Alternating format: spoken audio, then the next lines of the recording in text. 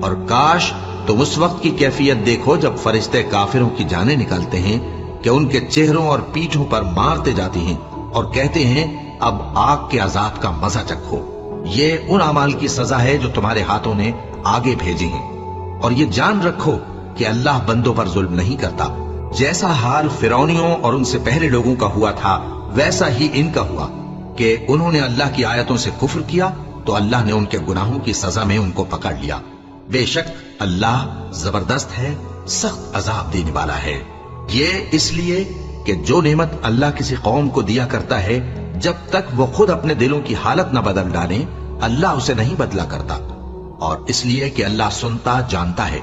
जैसा हाल फिरौनियों और उनसे पहले लोगों का हुआ था वैसा ही इनका हुआ। उन्होंने अपने परवरदिगार की आयतों को झुटलाया तो हमने उनको उनके गुनाहों के सबब हलाक कर डाला और फिरौनियों को डुबो दिया और वो सब जालिम